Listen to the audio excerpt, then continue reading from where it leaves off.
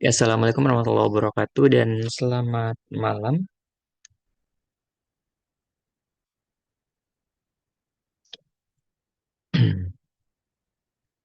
Jadi pada malam hari ini pertemuan yang pertama untuk teori peluang aktuaria. Jadi sebenarnya untuk pertemuan pertama ini kita hanya akan mereview kembali gitu ya terkait materi ADS-nya yang berkaitan dengan peluang. Ya, jadi malam hari ini kita akan coba kulik kembali terkait dengan konsep dari eksperimen acak dan juga peluang. Nah, apa sih sebenarnya eksperimen acak ya?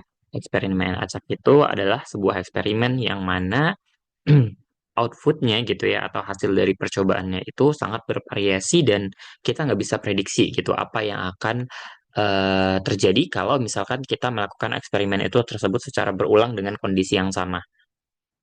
Ya, jadi ciri-ciri dari eksperimen acak itu tentunya eksperimennya atau percobaan yang kita lakukan itu bisa diulang.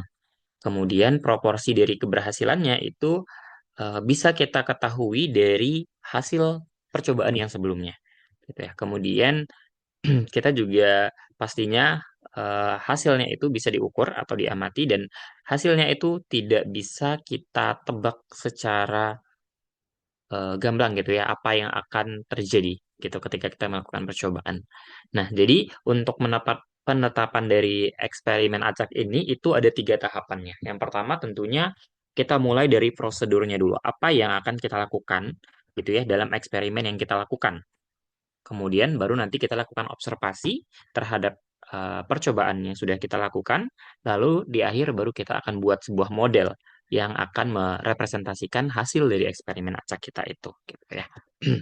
Nah, sebagai contoh, kalau misalkan saya punya sebuah koin, lalu kita lemparkan satu kali, ya, berarti apa yang sebenarnya sedang terjadi gitu ya? Nah, maka eksperimen atau percobaan yang tadi saya lakukan itu, ya tentunya prosedurnya adalah kita melemparkan koin itu tadi, gitu ya. Nah, observasinya apa? Nah, observasinya adalah kita akan mencatat hasil lemparannya. Nah, hasil lemparannya itu tentunya hanya ada dua kemungkinan karena sebuah koin itu punya dua buah sisi, yaitu angka ataupun gambar. Nah, jadi kita mencatat. Kalau misalkan kita hanya melemparnya sekali, ya pasti kemungkinannya hanya ada dua, yaitu angka atau gambar. Tetapi kalau kita melemparkan dua kali, maka tentunya akan bertambah nih, gitu ya, banyaknya dari hasil lemparan kita. Ya. Nah, lalu setelah kita melakukan observasi, maka kita bisa membuat sebuah model. Misalnya kita pengen tahu nih, kalau misalkan saya lempar 5 kali ini koinnya, nah kira-kira bagaimana nih terjadinya ternyata yang muncul angka atau gambar gitu ya. Kalau misalkan cuma sekali, pastinya angka atau gambar punya kemungkinan yang sama ya, yaitu setengah gitu ya, karena sisinya hanya ada dua. Tapi kalau misalkan dianya, misalkan tadi 5 kali, maka nanti bentuk modelnya akan tentunya berbeda gitu ya. Misalkan kita penasaran, kalau misalkan saya melempar koinnya tadi sebanyak 5 kali, kira-kira berapa proporsi dari munculnya 3 angka dalam 5 pelemparan tersebut kayak gitu. Nah, jadi kita bisa membuat model sesuai dengan apa yang sebenarnya pengen kita cari tahu seperti itu. Nah, yang berikutnya adalah ruang sampel. Jadi ruang sampel ini itu adalah himpunan dari semua kemungkinan suatu hasil percobaan. Nah, kalau misalkan kayak tadi, kalau saya lempar sebuah koin satu kali, maka ruang sampelnya ya hanya ada dua, yaitu G atau A. Ya, G di sini ini menyatakan gambar dan A di sini menyatakan angka gitu ya. Jadi kemungkinannya hanya ada dua, apakah gambar atau angka. Atau boleh kita balik ya, angka atau gambar. Nah, kalau misalkan kita melakukan 2 kali pelemparan, maka ruang sampelnya seperti apa gitu ya. Nah, maka ruang sampelnya akan bertambah. Ya, pada pelemparan yang pertama gitu ya, pada percobaan yang pertama, maka ada dua kemungkinan yaitu tadi angka atau gambar. Nah, dan pada pelemparan yang kedua gitu ya, maka masing-masing dari kemungkinan tadi juga akan tetap muncul dua kemungkinan yaitu apakah angka gambar atau angka gambar gitu. Nah, jadi kita punya 4 buah hasil, yaitu bisa saja dia angka-angka, artinya kedua pelemparan tadi menghasilkan angka, lalu bisa saja ternyata yang pertama angka, kemudian yang kedua itu adalah gambar. Atau sebaliknya, yang pertama gambar, yang kedua angka, atau ternyata kedua-duanya itu gambar. Nah, jadi kita bisa tuliskan ruang sampelnya itu adalah angka-angka, angka gambar, gambar angka, dan juga gambar-gambar. Nah, jadi ini adalah ruang sampel kalau misalkan kita hanya melemparkan 2 kali. Ya, kalau misalkan 5 kali, gimana kira-kira ruang sampelnya? Ya, kita bisa mencoba dengan menuliskan semua kemungkinan yang tadi, ya, dengan untuk lebih mudahnya kita bisa lakukan seperti ini. Ya, ini dikenal sebagai diagram pohon untuk kita menuliskan ruang sampel. Nah, gimana dengan ruang sampel dari contoh-contoh eksperimen berikut? Yang pertama, kalau kita melakukan pelantunan sebuah mata dadu dan sebuah koin secara bersamaan, kira-kira ruang sampelnya S-nya itu seperti apa? Katakanlah ini yang satu ya. Nah, atau yang A saja ya. Nah, jadi yang A. Nah, kira-kira kita punya ruang sampelnya itu apa saja? Jadi kita melempar sebuah dadu dan juga sebuah koin. Nah, perhatikan bahwa di sini mata dadu itu ada 6 ya. Jadi karena mata dadu itu ada 6 dan sisi koin itu ada 2, artinya setiap mata dadu yang ada ya, 1, 2, 3 sampai dengan yang keenam itu akan punya 2 kemungkinan dari sisi koin ini. Bisa saja ya angka gambar masing-masingnya.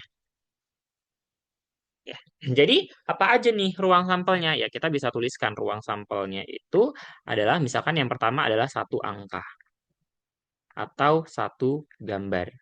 Lalu 2 angka, 2 gambar, dan seterusnya sampai 6 angka dan juga 6 gambar.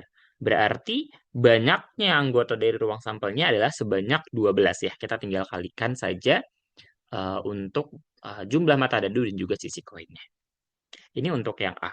Kalau misalkan yang ini yang B. Pengamatan hujan selama 3 hari berturut-turut. Oke, kira-kira gimana ruang sampelnya? Dengan asumsi hanya ada 2 kemungkinan ya, hujan atau ya kita simbolkan H atau tidak hujan gitu ya. Ini T gitu. Kira-kira ruang sampelnya jadi seperti apa? Ada yang tahu?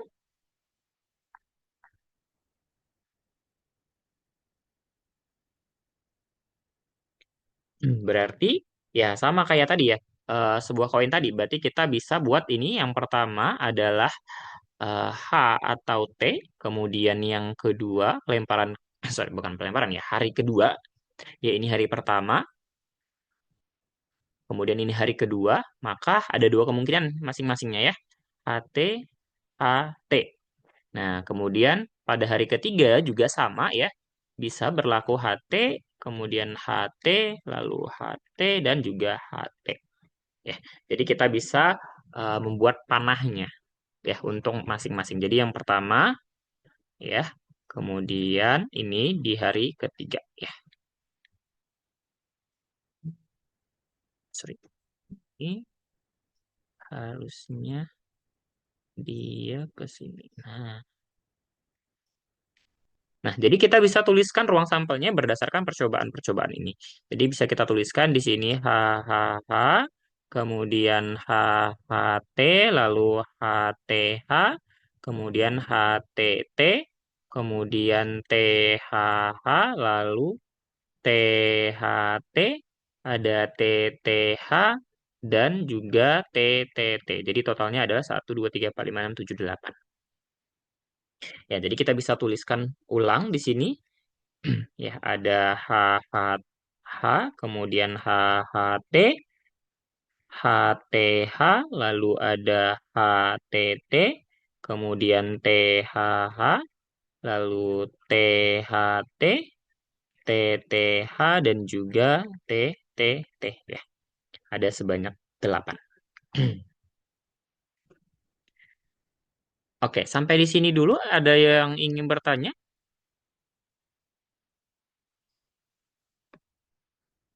Aman?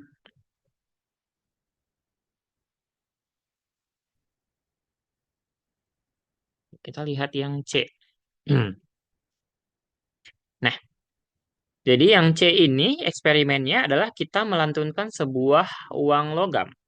Jadi kalau misalkan ternyata yang muncul adalah angka, maka percobaan ya pada percobaan pertama maka dilanjutkan dengan percobaan melantunkan uang logam yang kedua. Oke. Tapi kalau misalkan ternyata yang muncul adalah gambar, maka dilanjutkan dengan melempar sebuah dadu. Oke, jadi untuk mudahnya kita memang perlu menggambarkan diagram pohonnya biar lebih gampang ya. Jadi tadi katanya kalau misalkan ternyata pada percobaan yang pertama itu muncul angka, maka pada percobaan kedua itu akan dilemparkan uang logamnya lagi. Berarti eh, ketika angka ya, maka ada dua kemungkinan pada percobaan yang kedua yaitu apa? Angka dan juga gambar. Tetapi kalau misalkan ternyata yang muncul adalah gambar, maka pada percobaan kedua itu dilanjutkan dengan melemparkan sebuah mata dadu. Maka hasilnya itu adalah tentunya mata dadu ya, 1, 2, 3, 4, 5, dan 6. Nah, jadi ada sebanyak 8 nih ya totalnya. Jadi kita bisa tuliskan ruang sampelnya itu adalah angka-angka, angka gambar, kemudian gambar 1, gambar 2, gambar 3, gambar 4, gambar 5, dan juga gambar 6. Ya, seperti itu. Jadi, dalam kita menentukan ruang sampel sebenarnya sangat membantu kalau kita menggambarkan secara diagram pohon. Ya, jadi kita bisa melihat semua percobaan yang kita lakukan. Oke, sampai di sini dulu ada pertanyaan, silahkan.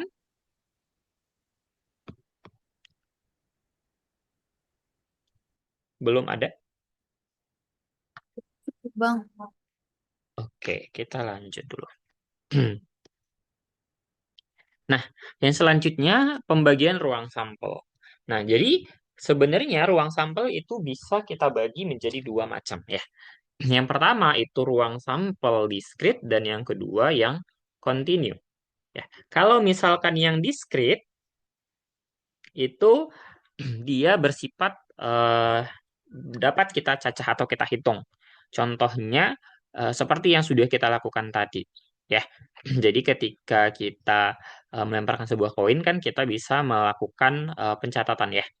Jadi berapa kali muncul angkanya ya, kemudian berapa kali muncul gambarnya gitu. Jadi kita bisa menghitung ataupun mencacah. Ya, contoh lainnya ya, misalkan kita mau melakukan pemeriksaan ya pada nasabah pemegang kartu kredit di sebuah bank yang akan digolongkan ke dalam kredit macet atau lancar. Jadi misalkan ada 100 kredit nih, gitu ya, kita akan coba melakukan pemeriksaan pada 100 kartu kredit. Nah, nanti dari masing-masing kartu kredit itu kan kita bisa mencatat ya. Misalkan kalau kreditnya macet kita beri label 0, kalau misalkan dia lancar kita labelin 1. Nah, maka nanti dalam kita mencatat ruang sampelnya ya kita tinggal menuliskan gitu ya. Misalkan ternyata yang pertama ya pada nasabah pertama dia macet, yang kedua macet, yang ketiga lancar, lancar, lancar dan seterusnya gitu ya. Sampai sebanyak ya kita mau memeriksanya gitu ya. Nah, yang kedua kalau misalnya untuk yang continue biasanya di sini anggota dari S-nya itu merupakan bagian dari suatu interval. Contohnya, kalau misalkan kita melakukan pengamatan pada besar klaim dalam juta rupiah setiap tahun yang diajukan oleh seorang nasabah, katakanlah misalkan X-nya di sini ya, S-nya itu adalah X untuk X yang berada di antara 2 dan 4. Dengan X-nya di sini menyatakan waktu dalam satuan tahun. Jadi maksudnya di sini apa nih S-nya? Ruang sampelnya di sini adalah kita mau memeriksa nih ya dalam 2 sampai 4 tahun gitu ya, ada berapa banyak atau besarnya klaim yang diajukan oleh nasabah seperti itu. Ya, jadi kalau dalam konteks asuransi mungkin ini bisa ya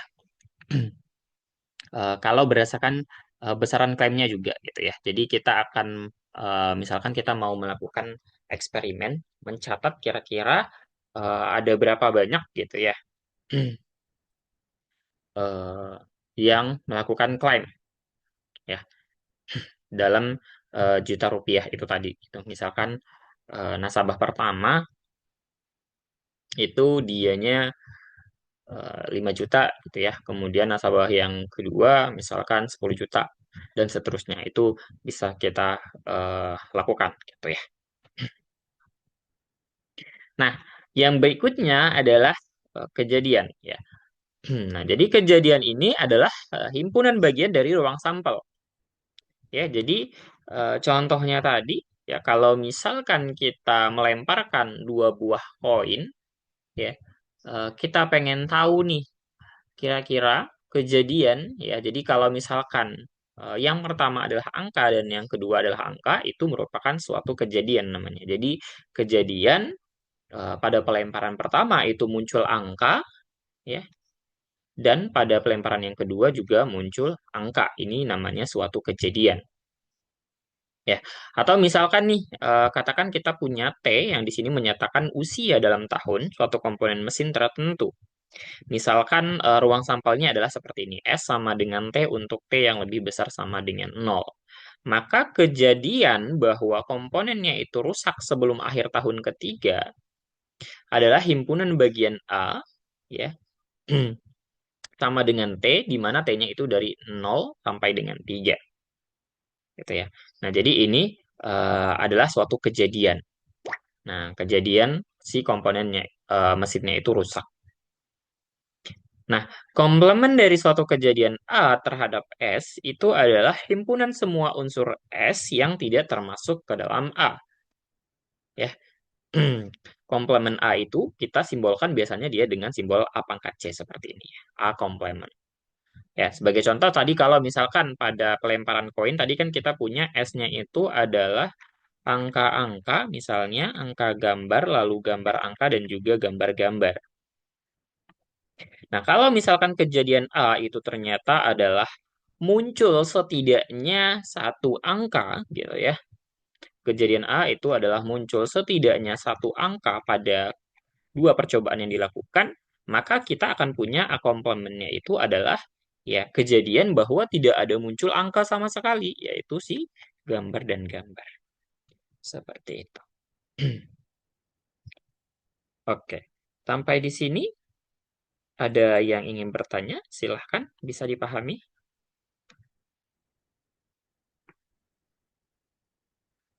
Masih aman?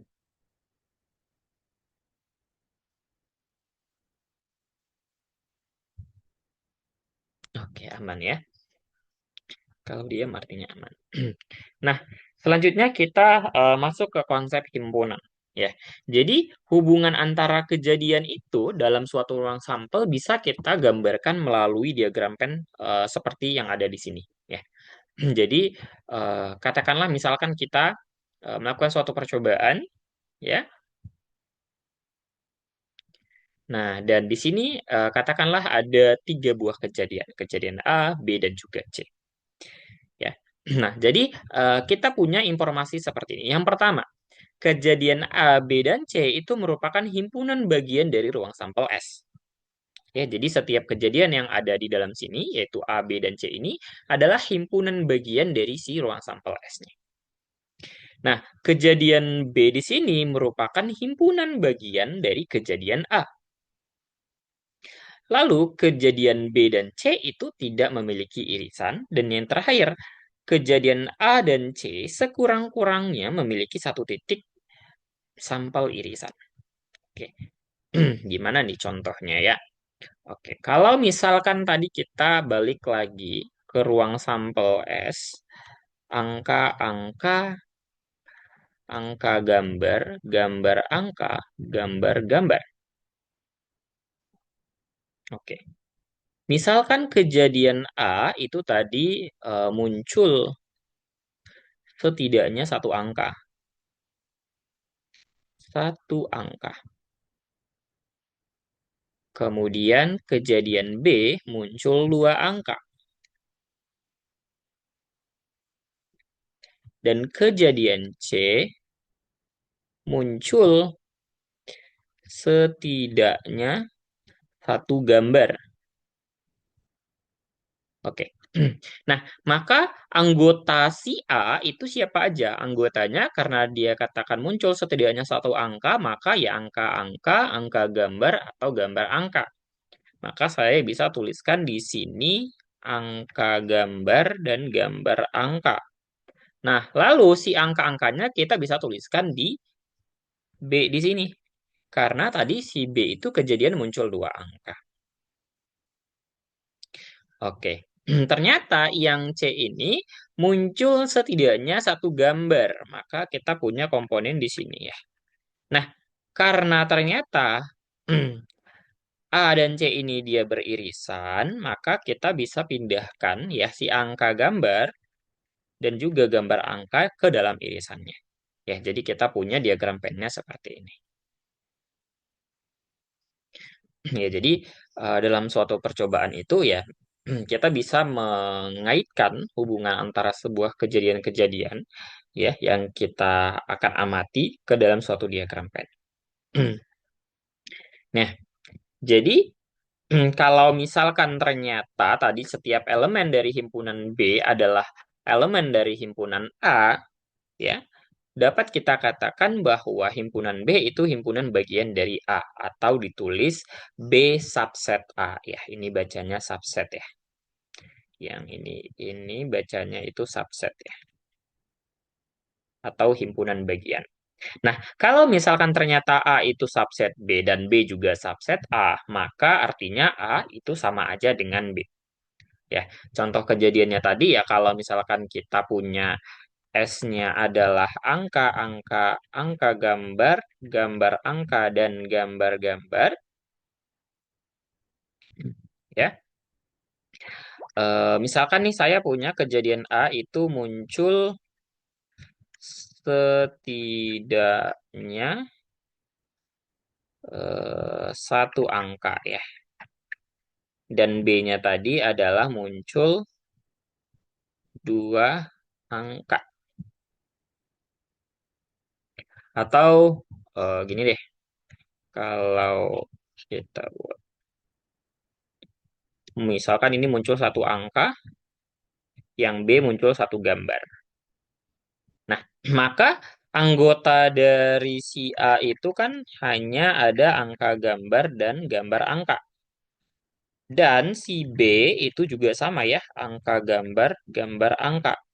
Nah, kalau seperti ini gitu ya, kan sebenarnya ya si A itu adalah subset dari B dan B juga subset dari si A-nya ya. Atau bisa kita katakan bahwa ya A itu sama dengan B. Meskipun di sini kita punya bahwa A itu muncul satu angka dan B itu muncul satu gambar. Tapi dalam kasus ini ternyata ya kita bisa bilang bahwa A dan B itu sama. Meskipun di sini tadi narasinya itu berbeda. Oke. Sampai di sini dulu bisa dipahami? Ada yang mau bertanya? Silahkan.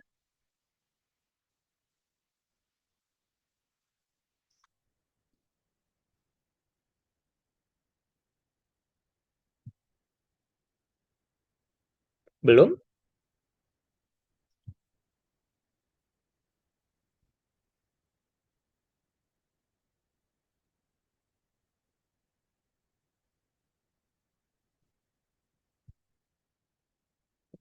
Oke, kalau belum kita lanjut. Nah, yang berikutnya. Himpunan semua elemen yang oke, double ya. Yang mencakup setidaknya satu elemen di himpunan A atau B atau keduanya itu disebut gabungan dari A dan B. Dituliskan sebagai ini ya. A digabung ya B. Jadi A gabung B itu adalah X, di mana X-nya itu anggota di A atau X anggota B. Ya, jadi kalau misalkan kita gambarkan melalui diagram pen, ya, kita menggabungkan semua elemen yang ada di sini. Contohnya gimana? Kalau misalkan katakanlah saya punya itu anggotanya adalah satu, 2, dan 3, kemudian B itu anggotanya adalah 2, 3, dan 5, ya, maka kita bisa tuliskan A gabung B-nya adalah semua elemen yang ada di sini, ya. Tetapi kalau misalkan ada yang ternyata sama, ya kita cukup tuliskan sekali. Berarti anggotanya adalah 1, 2, 3, dan juga 5. Ini adalah elemennya. Jadi kalau misalkan kita gambarkan melalui diagram pennya seperti ini tadi, ya kita bisa tuliskan ya satu di sini, kemudian 5 di sini, 2 dan 3-nya karena ada masing-masing di A dan B, ya kita tuliskan di sini. 2 dan juga 3. Ya, saya rasa ini masih mudah ya. Nah, yang berikutnya adalah irisan ya. Jadi himpunan semua elemen yang ada pada himpunan A dan B sekaligus yang dituliskan sebagai A irisan B seperti ini ya. Jadi si X-nya itu harus ada di A dan juga ada di B. Ya, jadi ini yang mengisi di daerah ini. Ya, jadi contohnya kayak tadi. Berarti kalau tadi kita punya A-nya adalah 1, 2, 3 dan B-nya itu tadi adalah 2, 3, dan 5, maka kita punya A iris B-nya itu adalah 2 dan juga 3. Ya, irisannya. Dan kemudian yang berikutnya, kalau misalkan C di sini ternyata adalah himpunan irisan dari A dan B, maka himpunan C itu merupakan himpunan kosong atau dituliskan C sama dengan 0 seperti ini. Nah, kejadian di sini itu disebut dengan kejadian yang saling bebas. Artinya A dan B itu tidak ada kaitannya, gitu ya.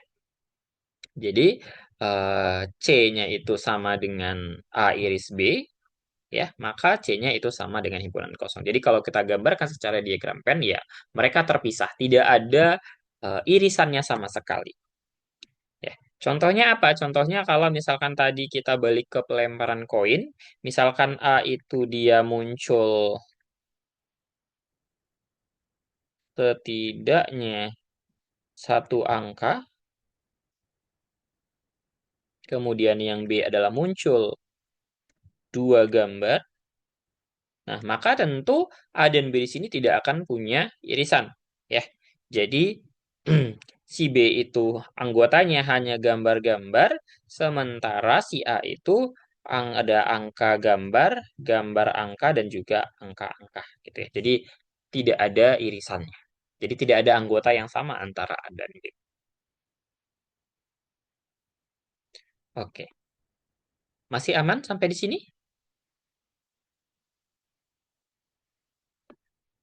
Aman? Oke, aman ya. Kita lanjut dulu. Oke, ini contoh. Oh, mirip nih ternyata. Tentukan A gabung B dan A iris B dari himpunan A dan himpunan B berikut ini. Oke, ada yang mau nyoba nggak kira-kira? Untuk yang pertama dulu, kira-kira A gabung B-nya itu isinya apa aja?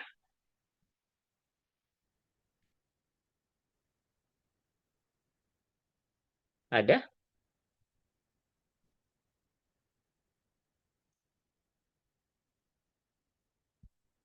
Untuk yang pertama dulu. A-nya itu adalah 012 dan B-nya itu 234.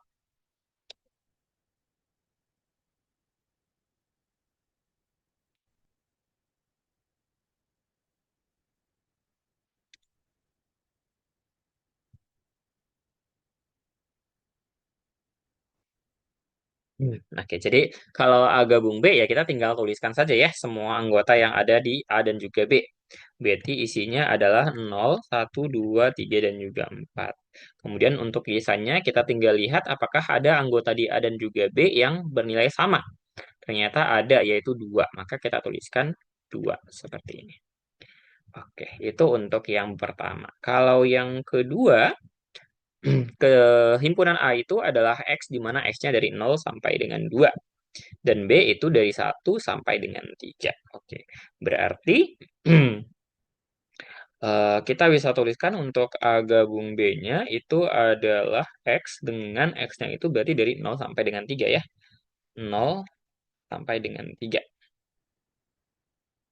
Kemudian untuk A iris B-nya,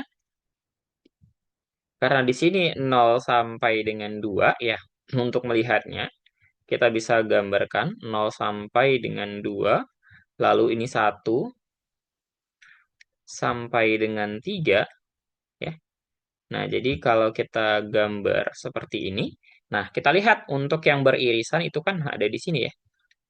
Nah, maka berarti yang irisannya itu X-nya adalah 1 kurang dari sama dengan X kurang dari 2. Seperti itu ya. Jadi kalau dalam interval seperti ini akan lebih mudah kalau misalkan kita gambarkan garis bilangannya. Oke, sekarang kita coba lihat yang C. Oke, himpunan A-nya adalah XY, di mana X-nya itu dari 0 sampai 2, kemudian Y-nya dari 1 sampai 2. Oke, 0, 2, 1, 2. Kemudian himpunan B-nya, XY-nya itu X-nya dari 1 sampai 3, kemudian Y-nya dari 1 sampai 3. Oke. Berarti kalau misalkan untuk A gabung B-nya, ya kita akan periksa XY-nya. Kalau untuk penggabungan, jadi kita hanya lihat dari batasnya saja ya. Ini 0 paling bawah, di sini 1, ya berarti kita mulai dari 0, berarti 0. Kita lihat yang maksimumnya di mana. Ini ada 2, di sini 3, berarti 3 ya. Itu untuk si X. Begitu juga untuk si Y. Ini 1, di sini 1, di sini 2, di sini 3, berarti 1 dan 3 ya. 1, Y. Jadi kalau untuk gabungan cukup mudah ya. Tapi kalau untuk irisan kita perlu berhati-hati ya. Kalau untuk irisannya berarti kita lihat yang paling tinggi dan untuk yang di bawah ya ini 0 sampai 2, kemudian di sini 1 sampai 3 berarti beririsannya itu adalah 1 dan 2 ya. Berarti ini 1 X 2.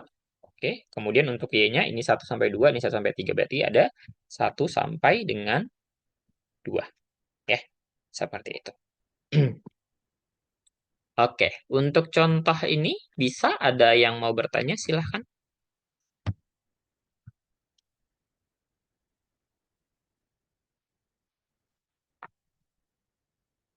Aman?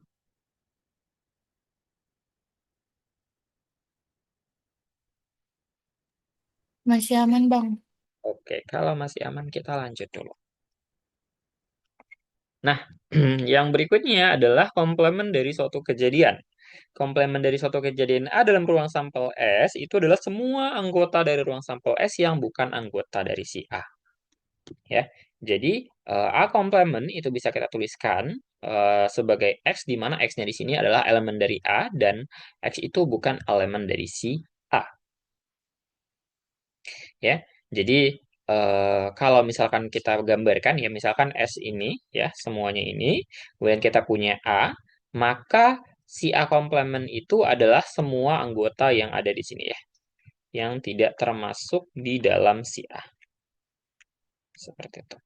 Nah, jadi ada beberapa aturan untuk A komplement. Jadi kalau A komplement diiriskan dengan himpunan kosong, tentunya hasilnya adalah kosong. Kemudian kalau kita punya A digabung dengan himpunan kosong, maka itu sama dengan A. Kalau A kita iriskan dengan A komplement, tentunya tidak ada irisannya ya, maka itu bernilai kosong ya, membentuk himpunan kosong. Kemudian kalau A kita gabungkan dengan A komplement, maka itu sama saja dengan ruang sampel S ya. Jadi secara keseluruhan. Nah, ruang sampel komplement tentunya adalah himpunan kosong. Dan himpunan kosong komplementnya itu adalah S. Dan A komplement yang kita komplementkan lagi gitu ya, itu sama sajalah dia dengan A. Dan untuk komplement ini ya ada hukum yang berlaku yang disebut dengan hukum De Morgan ya, De Morgan ya. Jadi kalau misalkan A iris B kita komplementkan, maka dia sama saja dengan A komplement yang kita gabung dengan B komplement. Dan sebaliknya, kalau misalkan A kita gabung dengan B, lalu kita cari komplementnya, itu sama saja dengan A komplement kita iriskan dengan B komplement. Jadi itu eh, salah satu yang perlu digarisbawahi ya, yang dicatat biasanya itu kadang muncul dalam soal-soal ujian. Nah, kita lihat contohnya, misalkan diketahui himpunan S ya seperti yang dibawa di sini dan pertanyaannya adalah kita akan menentukan A komplemennya. Oke. Yang pertama dulu. Di sini kita punya S-nya itu adalah X di mana X-nya itu dari 0 sampai dengan 1. Oke. Dan ternyata untuk si A itu dia adalah dari 5/8 sampai dengan 1. Oke, jadi kalau misalkan saya gambarkan di dalam garis bilangan ya. Katakanlah misalkan di sini dia adalah 0 dan di sini dia adalah 5/8. 5/8 itu belum satu ya. Kemudian di sini ada satu.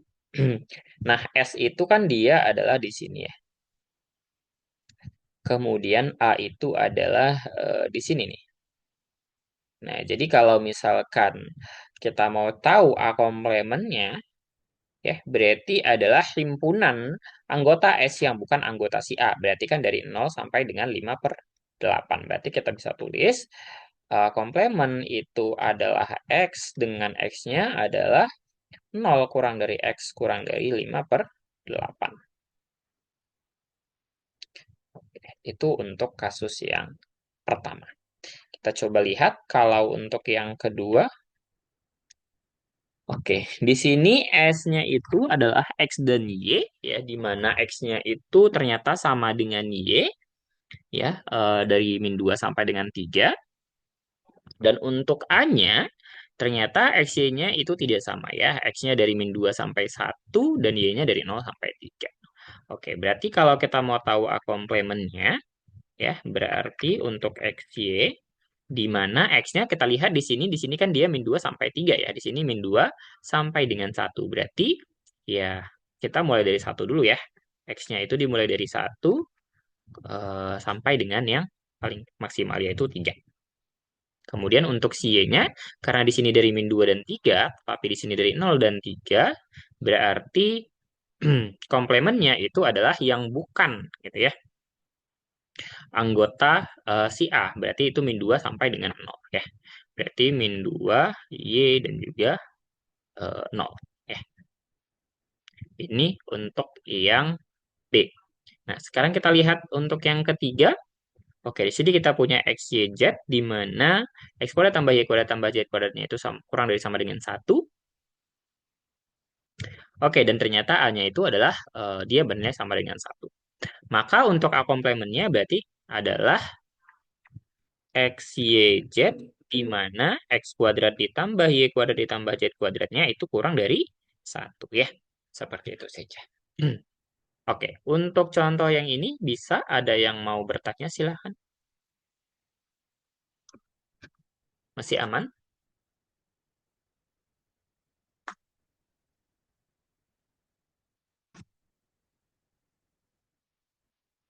Oke, aman ya. Kalau aman kita lanjut dulu. Nah, yang berikutnya itu adalah peluang. Ya, jadi peluang ini sebenarnya adalah cara matematis untuk kita menggambarkan yang namanya suatu ketidakpastian. Ya.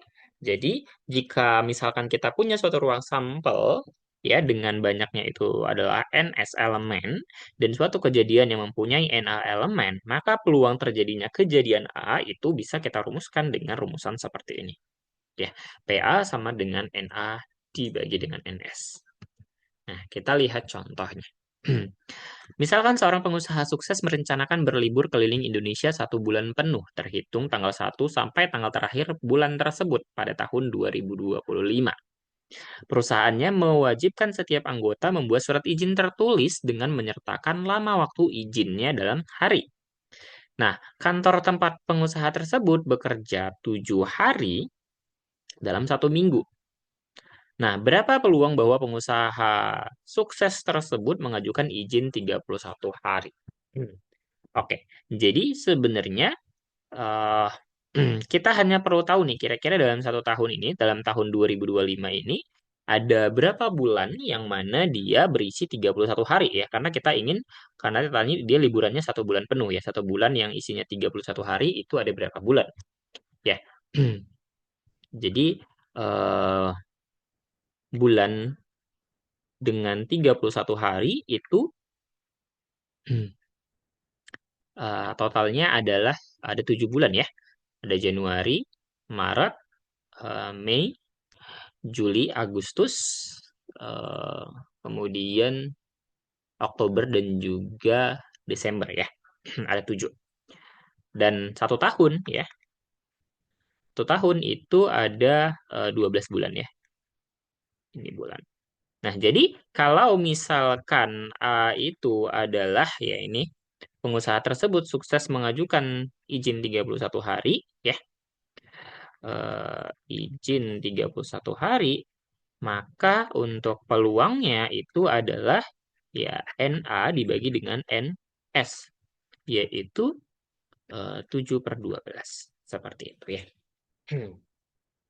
Ya, jadi soalnya mungkin terlihat rumit, padahal sebenarnya ya kita cukup cari tahu aja ya. Karena di sini dikatakan bahwa tempatnya itu 7 hari dalam 1 minggu. Dan kita inginnya itu dia berakhir selama 1 bulan penuh.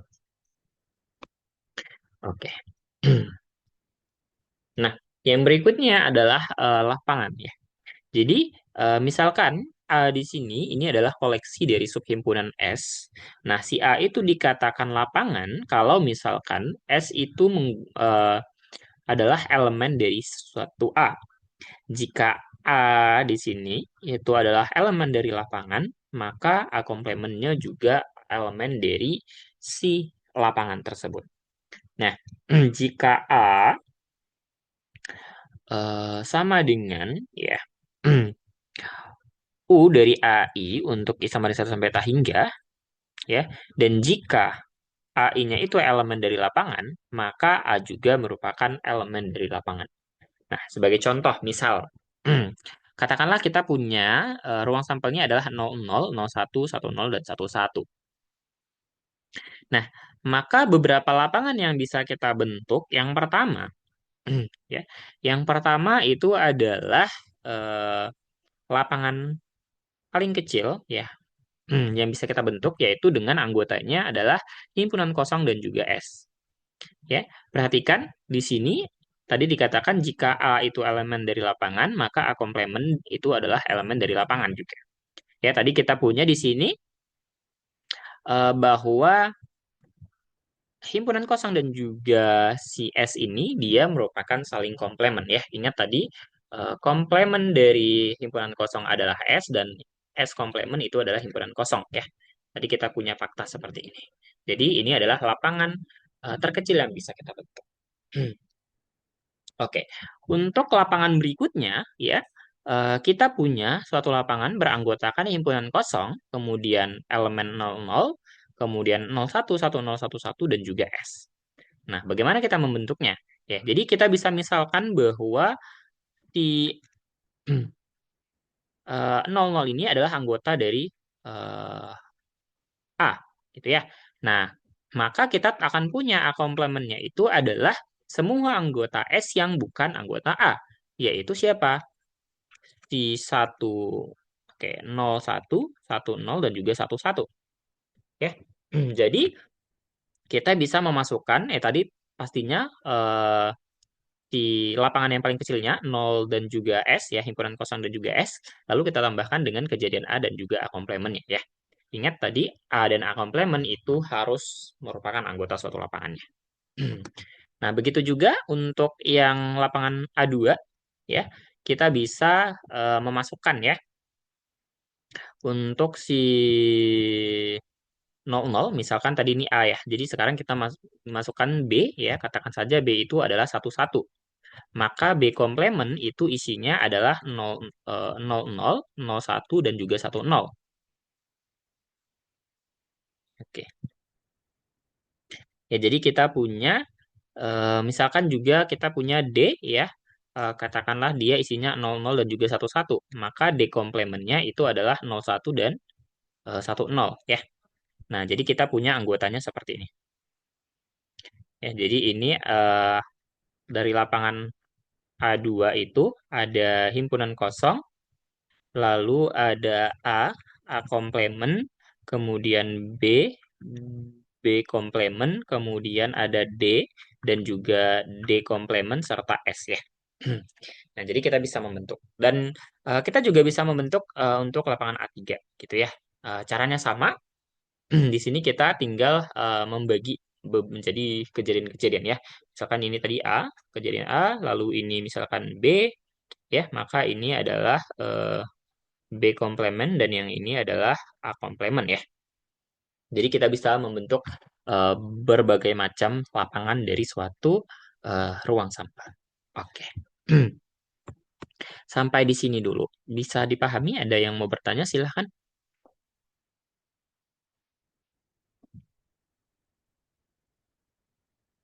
Ada? Belum?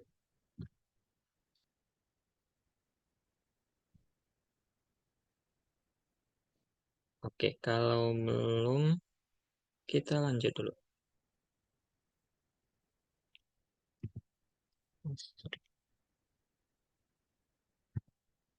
Hmm. Nah, yang selanjutnya aksoima peluang ya. Jadi, peluang atau ukuran peluang P pada lapangan tadi itu adalah suatu pemetaan dari lapangan pada selang 0 sampai 1 yang memenuhi tiga aksioma berikut. Yang pertama, peluang kejadian A itu harus bernilai antara 0 dan juga 1 untuk setiap kejadian A yang merupakan anggota dari lapangan. Kemudian PS itu sama dengan satu. Ya, tentunya kalau misalkan V himpunan kosong itu dia sama dengan 0 ya.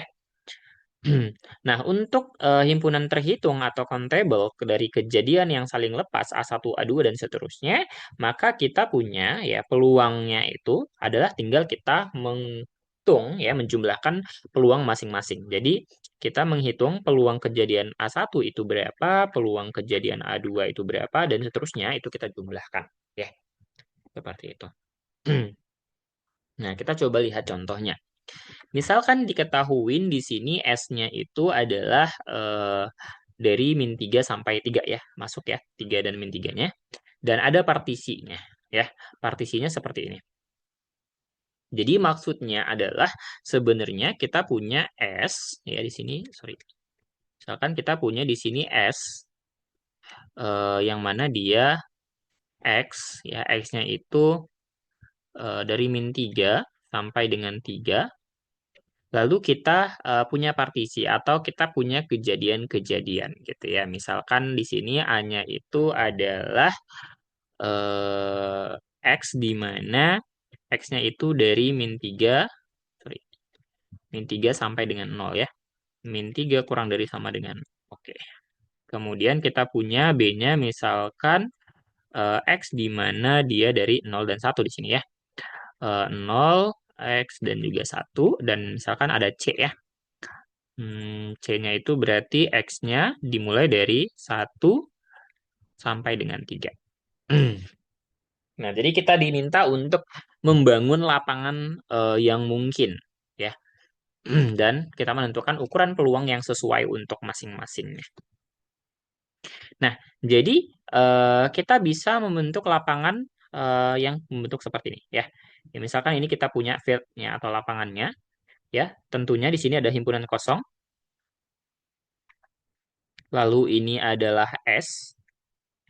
Lalu yang ini tadi adalah kejadian A, ini adalah B, lalu yang ini adalah 1 3 itu dia adalah C. Kemudian min 3 sampai 1 ini dia membentuk A digabung dengan B. Ya, kemudian min 3 dan 0 digabung 1 dan 3 ini adalah A gabung C. Dan 0 dan 3 di sini ini adalah B gabung, sorry, B gabung C. Oke. Nah, jadi eh, kita bisa lihat ya tadi kan dikatakan bahwa dia harus apa namanya? Ada komplemennya. Nah, siapa kira-kira komplement dari A? Ya, tentunya komplement dari A itu adalah B gabung C ini ya. Ini adalah A komplement. Kemudian untuk komplement dari B itu adalah A gabung C. Ya, ini adalah B komplement. Kemudian untuk si C, maka itu adalah A gabung B. Ini C komplement. Nah, sekarang gimana cara kita menghitung peluang masing-masingnya? Ya, yang pertama kalau untuk peluang dari himpunan kosong tadi nilainya pasti 0. Kemudian peluang dari S itu sama dengan 1. Nah, sekarang kita akan coba hitung bagaimana peluang masing-masingnya ya. Nah, kita perhatikan bahwa di sini S ya, asumsinya kita ambilnya itu dia adalah titik-titik bilangan pada garis bilangan ya. Berarti dari -3, -2, kemudian -1, lalu 0, 1, 2, dan juga 3. Nah, jadi kita menghitungnya secara cacah.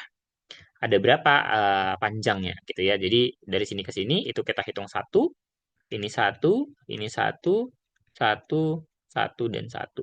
Berarti totalnya adalah 6 gitu ya. Jadi kita bisa tuliskan di sini NS-nya itu sama dengan 6.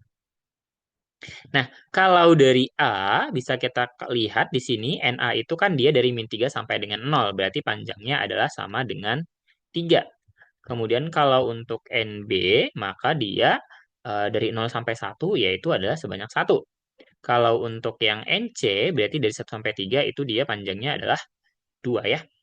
Nah, jadi kita bisa hitung masing-masing peluangnya ya. Peluang untuk kejadian A tinggal kita bagi 3 dengan 6 ya. 3/6. Kalau untuk peluang B-nya berarti dia adalah 1/6 dan peluang C-nya itu adalah 2/6.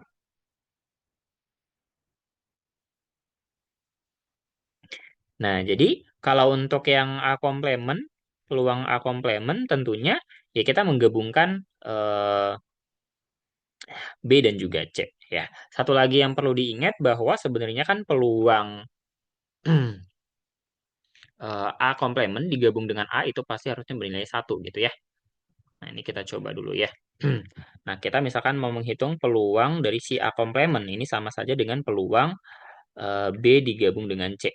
Ya, dari yang tadi dikatakan bahwa kalau misalkan kita menggabungkan peluangnya, gitu ya.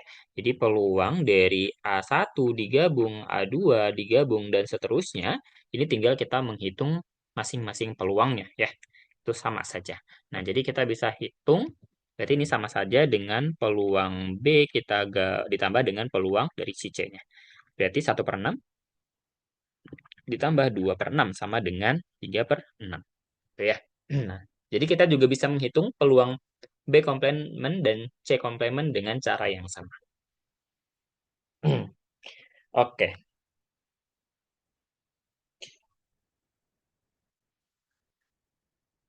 sampai di sini dulu. Ada pertanyaan bisa dipahami? Aman?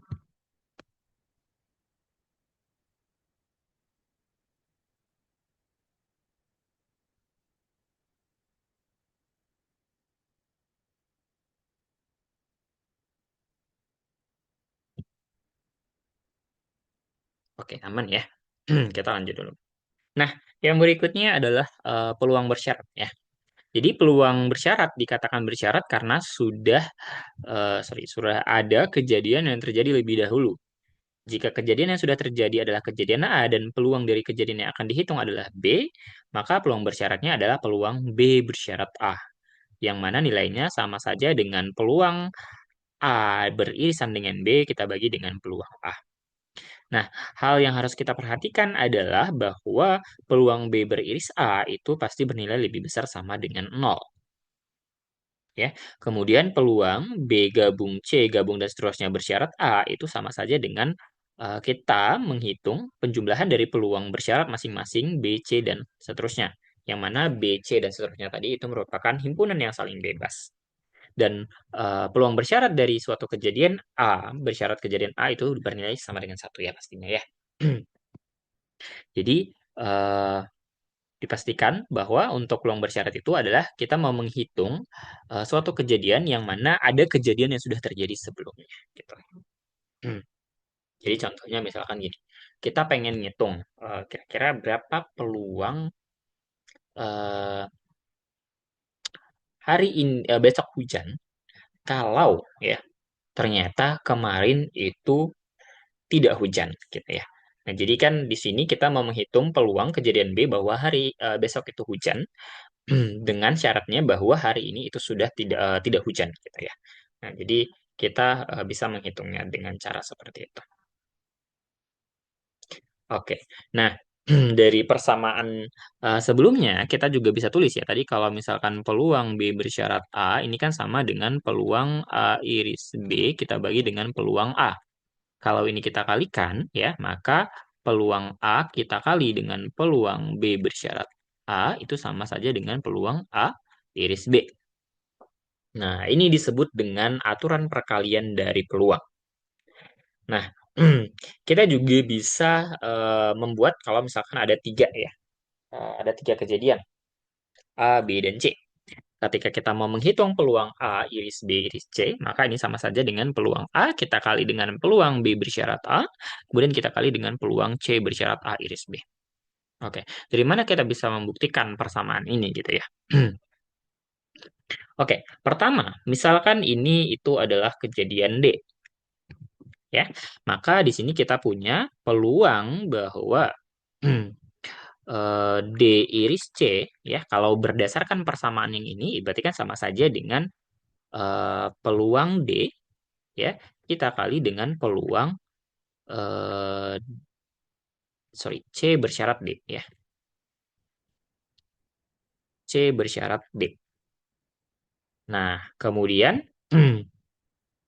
ya, sekarang kita lihat bahwa untuk peluang dari D itu sendiri kan sama saja dengan peluang A iris B, yaitu sama saja dengan peluang A kita kali peluang B bersyarat A. Nah, kalau yang ini kita substitusikan ke persamaan yang sebelumnya, berarti kan peluang A iris B iris C ini sama saja dengan peluang D-nya adalah yang ini ya.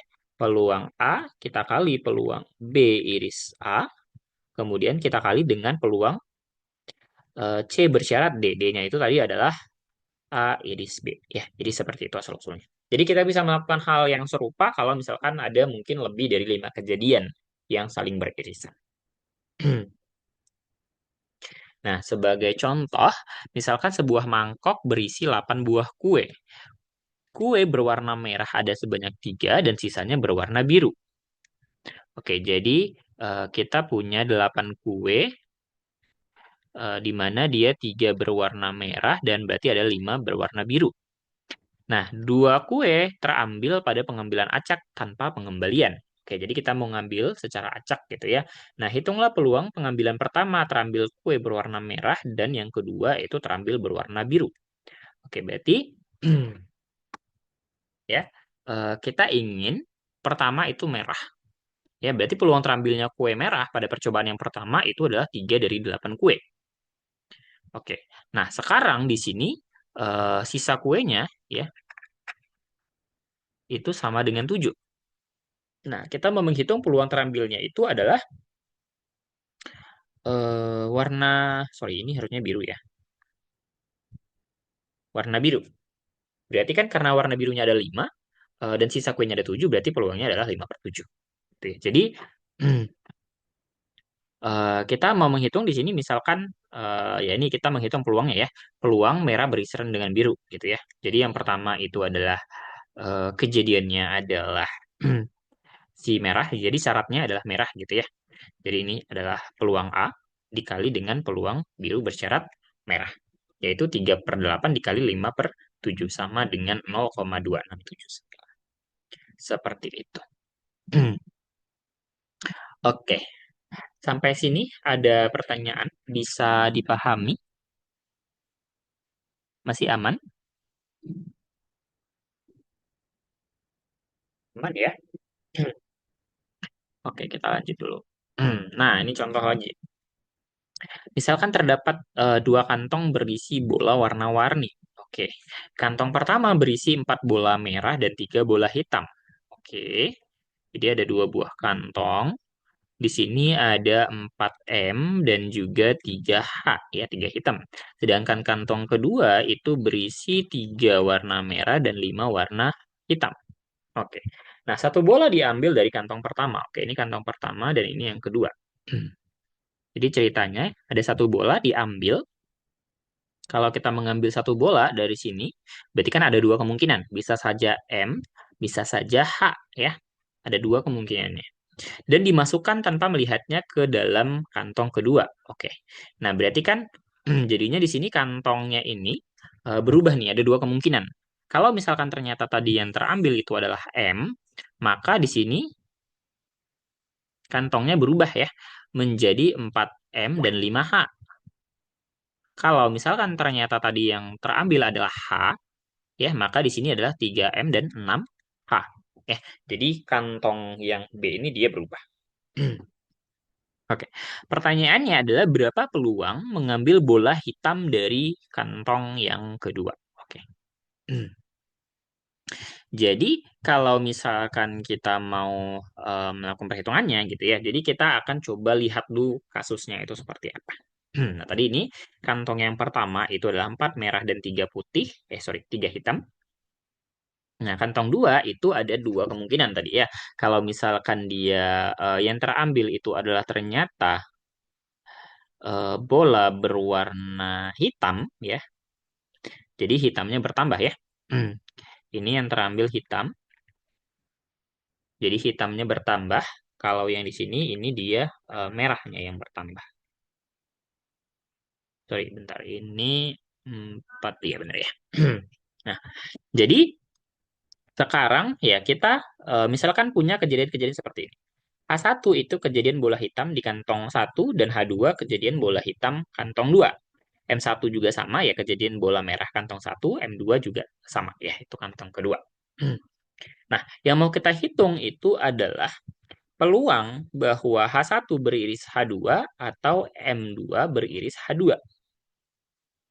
Ya, jadi kita mau menghitung kemungkinan bahwa kita mengambil bola hitam pada yang kedua. Ya, jadi masing-masing itu adalah yang ini. Nah, yang mana tadi kalau misalkan penjumlahan ya ini atau ini kan sama saja dengan gabung ya. Nah, maka itu kita jumlahkan.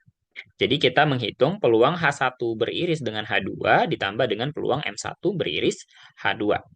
Nah, tadi kita sudah punya rumusannya untuk peluang A iris B itu sama dengan peluang A dikali peluang B bersyarat A ya. Seperti ini. Nah, jadi bisa kita hitung. Pertama, kalau untuk peluang H1 beriris H2, itu berarti kan peluang H1 dikali peluang H2 bersyarat H1. Yaitu tadi kita ngambil bola hitam, yaitu 3/7 dari kantong pertama, kita kali dengan 6/9. Ya. Jadi ceritanya yang hitam dari kantong pertama, lalu diambil lagi, karena bertambah ya, menjadi 9 bola di kantong kedua, maka dia menjadi 6 bola hitam tadi ya, menjadi 6/9 gitu ya. Nah, begitu seterusnya. Dan kalau kita hitung, maka totalnya adalah 38/63. Nah, jadi peluang kita mengambil bola hitam dari kantong kedua dengan kejadian yang sudah ditentukan ini tadi, itu sebesar 38/63. Oke, sampai di sini dulu. Ada yang mau ditanyakan? Bisa dipahami? Silakan.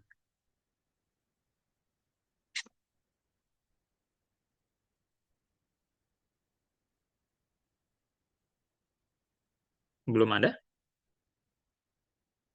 Oke, kalau belum kita lanjut ya. Nah, yang selanjutnya adalah aturan bias. Ya, jadi aturan bias ini sebenarnya cukup sederhana. Ya, perhatikan ilustrasinya. Misalkan S ini menyatakan nih, himpunan mahasiswa aktuaria ITERA dan E itu adalah mahasiswa aktuaria ITERA yang berasal dari Pulau Sumatera. Dan E komplement tentunya adalah mahasiswa aktuaria yang berasal dari luar Sumatera, gitu ya. Nah, misalkan A ini adalah kejadian bahwa ternyata mahasiswa aktuaria itu masuk dengan jalur SNMPTN. Maka kan sebenarnya kejadian A ini merupakan gabungan gitu ya dari antara A iris E dan juga E komplement iris A. Kenapa? Ya karena sebenarnya kan mahasiswa yang masuk jalur SNMPTN itu bisa aja dari Sumatera ataupun luar Sumatera gitu ya. Nah, jadi eh, case-nya itu seperti ini lebih kurang kalau kita gambarkan. Nah, jadi kalau misalkan kita mau menghitung ya kan peluang kejadian A dengan aturan penjumlahan dan juga aturan bersyarat yang tadi. Nah, kalau kita menjumlahkan berarti kan PA-nya itu sama saja dengan peluang E iris A digabung dengan E komplement iris A. Yang mana kalau tadi kita gabung ini sama saja dengan menjumlahkan ya. Menjadi penjumlahan antara peluang E iris A dan peluang E komplement iris A. Nah, menggunakan aturan bersyarat tadi, maka ini sama saja dengan peluang E dikali peluang A bersyarat E ditambah dengan peluang E komplement dikali peluang A bersyarat E komplement. Ya, ini bisa kita perumum kalau misalnya kasusnya itu ada banyak gitu ya. Nah, jadi misalkan ada kejadian B1, B2 sampai dengan BK yang merupakan suatu sekatan dari ruang sampel S dengan masing-masing peluangnya itu tentunya tidak sama dengan nol ya. Katakanlah lebih kurang bentuknya seperti ini ya. Nah, maka untuk suatu kejadian A yang mana dia berasal dari suatu sekatan antara B1 sampai dengan BK ini tadi, maka itu tinggal kita menjumlahkan peluang bahwa BI-nya itu dia beririsan dengan kejadian A.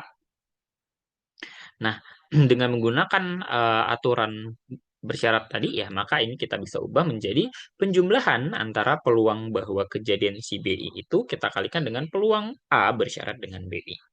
Inilah yang disebut dengan teorema dari jumlah peluang dalam aturan Bayes. Nah, jadi dari sana ya kita bisa bentuk lagi ya. Eh kalau misalkan kita pengen menentukan peluang BR beririsan dengan A, maka kan ini harusnya adalah sama saja dengan peluang si BR-nya beririsan dengan A.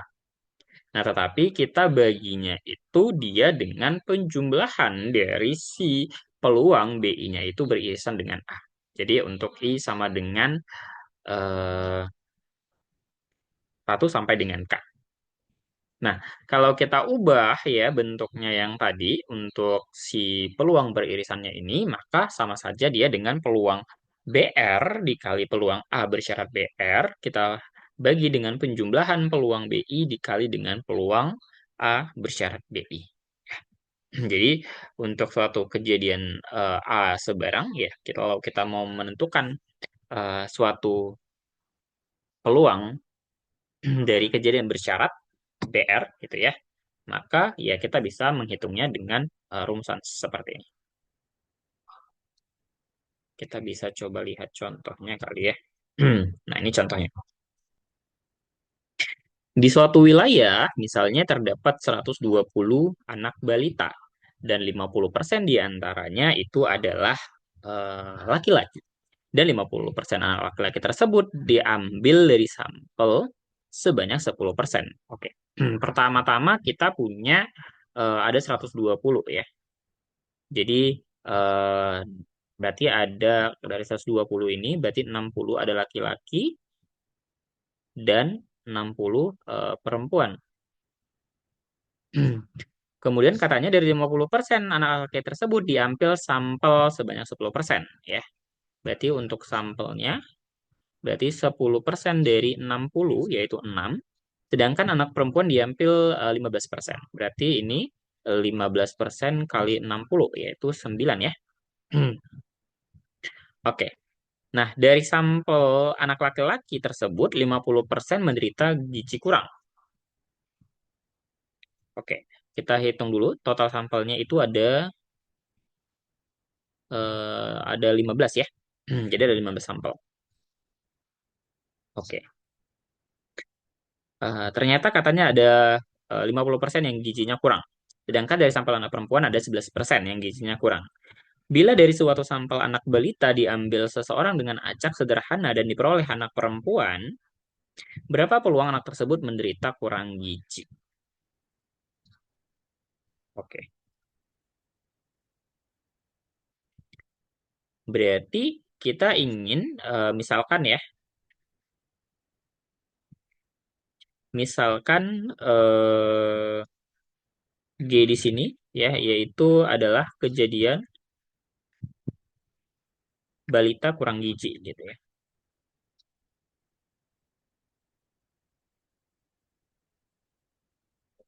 Hmm. Kemudian misalkan kalau PR di sini adalah eh, balita perempuan ya, terpilih gitu. Perempuan, kalau untuk LK dia laki-laki. Oke. Jadi kalau ternyata diambilnya itu anak perempuan dan ternyata pertanyaannya adalah berapa peluang anak tersebut menderita kurang gizi, berarti kan yang ditanya itu sebenarnya adalah peluang peluang dari yang dia kurang gizi beririsan dengan anak perempuan ya. Ini yang sebenarnya ditanya. Hmm. Nah, menggunakan konsep peluang tadi berarti kan kita punya peluangnya ini sama saja dengan berarti dia adalah peluang perempuan kita kali dengan peluang bahwa dia kurang gizi bersyarat dia adalah perempuan. Gitu ya. Hmm. Nah, jadi kita perlu dulu menghitung peluang perempuan itu berapa.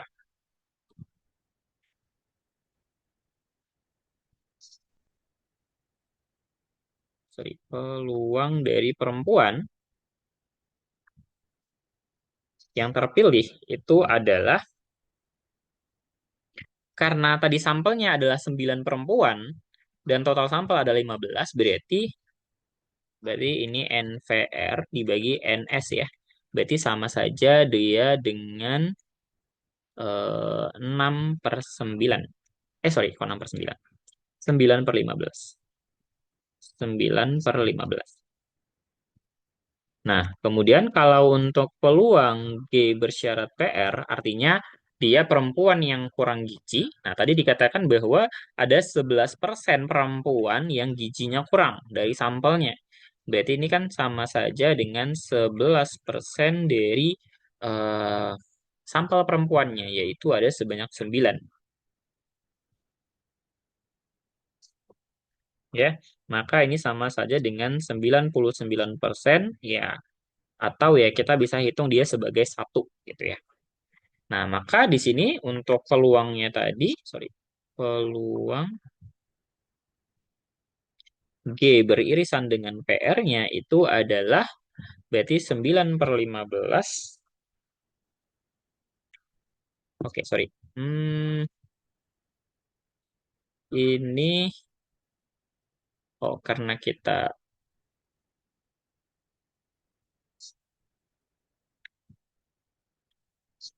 oke, bentar. Kita cari dulu N-nya ya. Tadi di soalnya dikatakan sampel anak perempuan ada 11 yang gizinya kurang ya.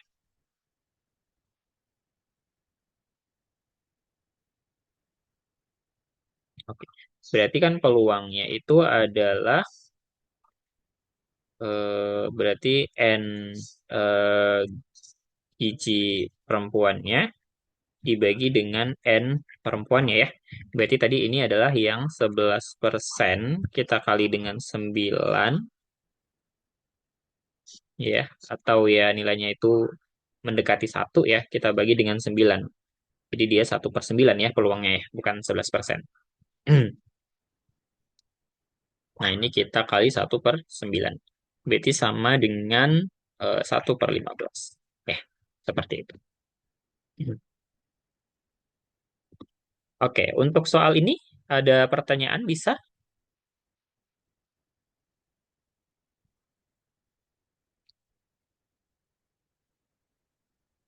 Belum? Kalau belum kita lanjut dulu ya. Oke, ini yang kedua. Jadi katanya suatu riset psikologi menunjukkan bahwa pria dan wanita memiliki kecenderungan berbeda dalam merespons suatu keadaan. 70% wanita merespon positif, sedangkan pria hanya 40%. Oke. Pada suatu kelas terdapat 36 wanita dan 12 pria. Oke, jadi ada, kita tulis dulu ya, ada prianya 12, lalu ada wanita sama dengan 36. yang dihadapkan pada keadaan tersebut, lalu responnya diamati. Oke, jika terpilih secara acak dan ia merespon negatif, berapa peluang ternyata dia adalah pria? Oke, jadi yang ditanya di sini itu adalah peluang bahwa dia adalah pria dengan syarat dia meresponnya negatif. Oke, ini adalah yang ditanya. Yang diketahui tadi informasinya adalah, ya ini totalnya ada 48 ya.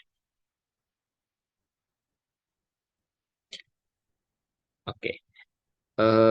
Yang diketahui tadi 70% positif. Oke, untuk wanita dan 40% untuk pria. Oke, berarti kalau kita bisa tulis ya, untuk pria positif, berarti dia adalah 60% atau 0,6.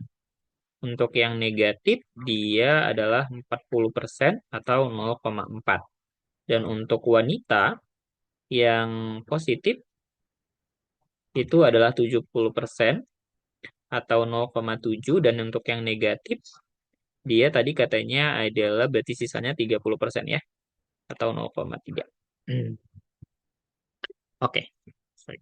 Nah, kalau untuk peluang pria bersyarat negatif, berarti kan hmm, sama saja dengan peluang pria beririsan negatif, ya, yang ini tadi irisannya ya, ini irisan. Kita bagi dengan eh, peluang bahwa dia negatif. Nah, jadi kita mau menghitung peluangnya itu. Hmm.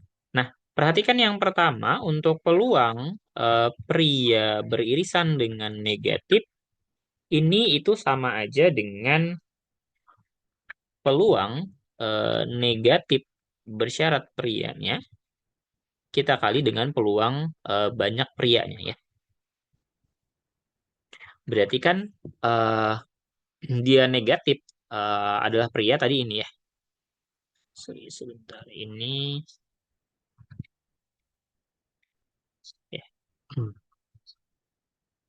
Yang ini itu adalah peluang bahwa dia negatif bersyarat pria. Berarti di sini eh, sorry, yang negatif bentar tadi dia positifnya 40 ya, kebalik, sorry. Ini 4 kebalik.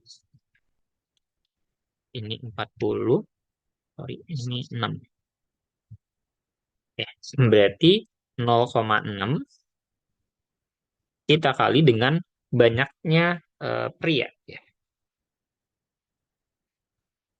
Nah, peluang si pria itu berarti kan 12 per 48 ya. Kita kali 12 per 48.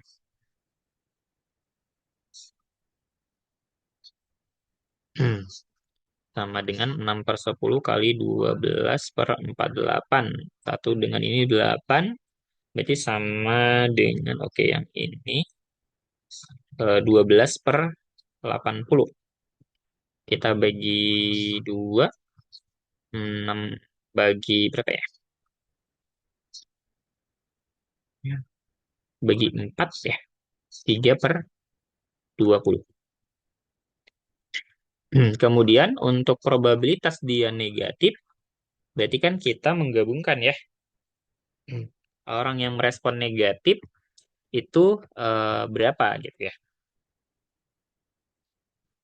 Berarti kan kita lihat di sini tadi orang yang negatif itu 0,6 dari banyaknya pria, berarti 12,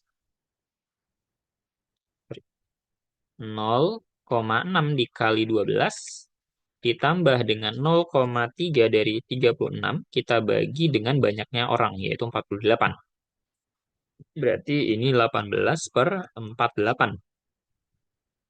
Berarti peluang yang ini tadi ya, untuk peluang pria bersyarat negatifnya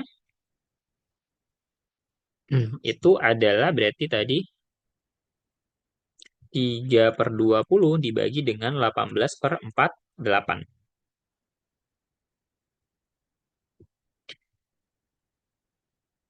Berarti 3 per 20 dikali 48 per 18. Oke, ini dibagi 4 5 dibagi 4 6.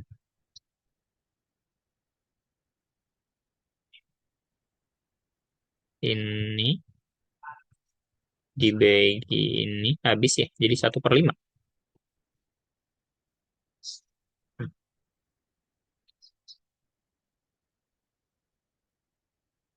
Oke. Bentar. Iya, bener ya.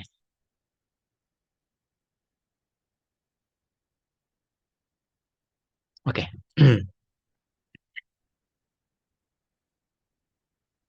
Oke, untuk soal ini ada yang mau ditanyakan? Silahkan.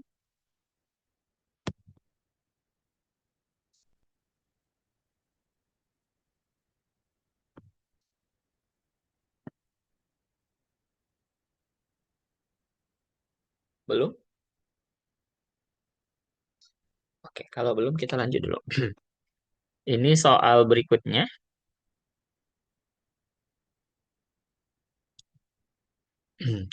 Oke, katanya proporsi banyaknya orang di suatu komunitas yang mengidap suatu penyakit tertentu adalah 0,005. Oke, berarti sebut saja itu peluang sakit ya. 0,005. Berarti peluang sakit komplemennya adalah sisanya yaitu 0,995. Oke, suatu tes tersedia untuk mengidap diagnosis penyakit tersebut. Jika seseorang mengidap penyakit tersebut, peluang bahwa tesnya memberikan sinyal positif adalah 0,99. Berarti itu adalah peluang bahwa dia sinyalnya positif dengan syarat bahwa dia benar-benar sakit, yaitu 0,99. Dan jika dia tidak mengidap penyakit, maka peluang tesnya memberikan sinyal positif itu 0,01. Ya, berarti peluang eh, positif bersyarat tidak sakit, yaitu X komplement sama dengan 0,01. Nah, yang ditanya adalah, jika tes memberikan sinyal positif, berapakah peluang bahwa yang bersangkutan mengidap penyakit? Oke, berarti peluang S bersyarat positif. Ya, syaratnya adalah dia memberikan positif, ini syaratnya. Ya, yang ditanya itu adalah dia penyakit. Ya, S. Oke.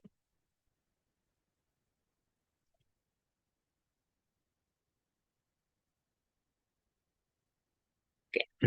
Jadi, berdasarkan si teorema Bayes, kan kita punya ya, berarti peluang S bersyarat P itu kan sama saja dengan peluang S iris P bersyarat peluang P.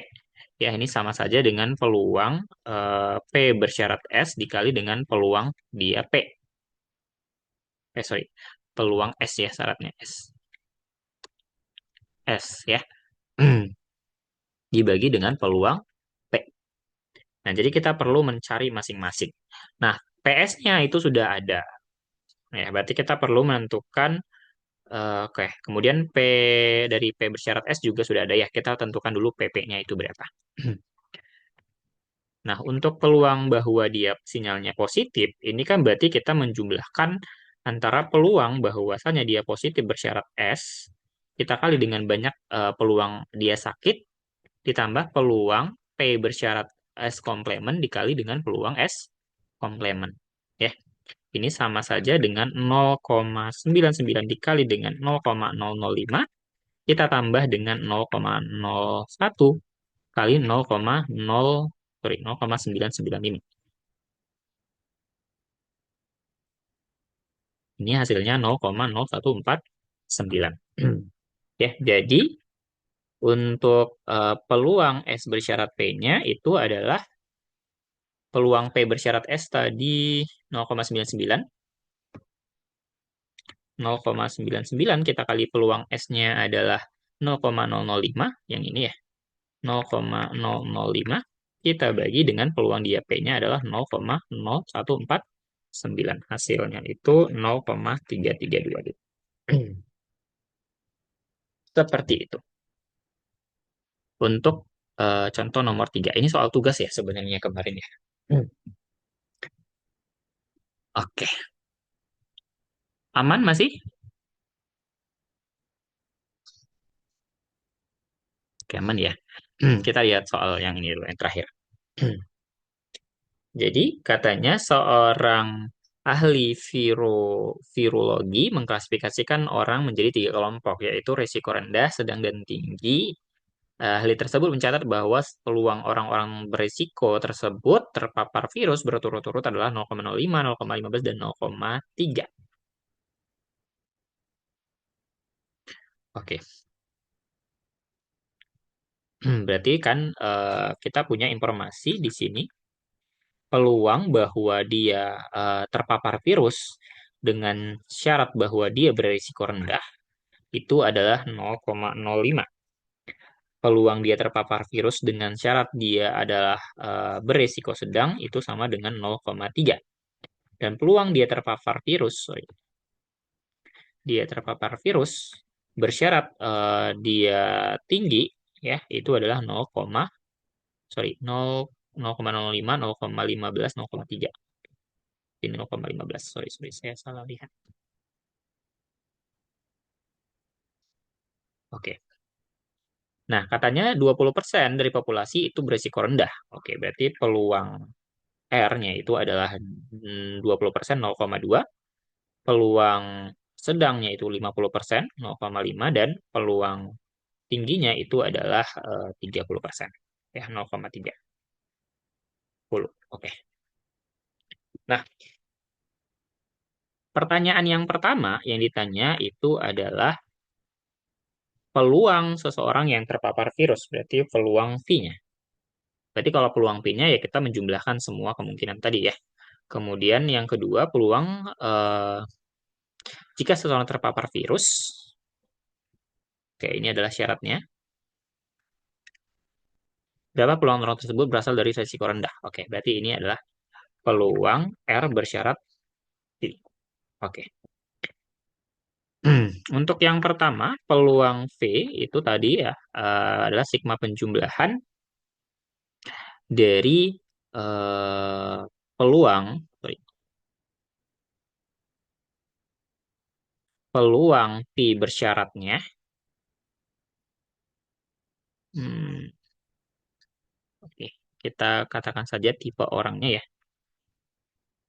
Ya, untuk setiap tipe, karena tipenya ada 3, rendah, sedang, dan tinggi, ya kita kali dengan peluang dari tipenya. Berarti sama saja dengan peluang V bersyarat R, kita kali dengan peluang R, ditambah peluang V bersyarat S, dikali dengan peluang S, ditambah peluang V bersyarat R, sorry, bersyarat T, dengan dikali dengan peluang T-nya ya. Berarti sama dengan 0,05 dikali 0,2 ditambah 0,15 kali 0,5 ditambah 0,3 dikali 0,3. Hasilnya itu 0,175. Nah, kemudian untuk yang bagian B, peluang R bersyarat V-nya itu sama saja dengan peluang R iris V bersyarat RV. Ya, sama saja dengan peluang V bersyarat R dikali dengan VR dibagi dengan sorry, peluang V ya. Ini bukan RV ya, peluang V. Berarti sama aja dengan 0,05 dikali 0,2 dibagi dengan 0,175. Hasilnya adalah 0,0571. Oke, seperti itu.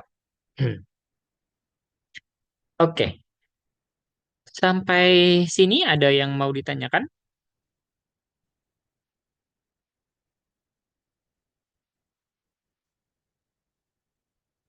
Bisa dipahami?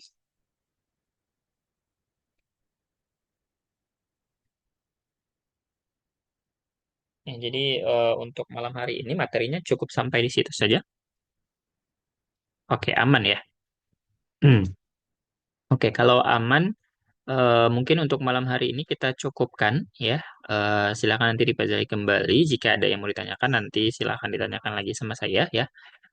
Untuk tugasnya kemarin juga sudah kita bahas sebenarnya, yaitu tadi kita bahas lagi. Mungkin itu saja untuk malam hari ini. Terima kasih. Mohon maaf apabila ada kesalahan. Saya akhiri. Assalamualaikum warahmatullahi wabarakatuh dan selamat malam.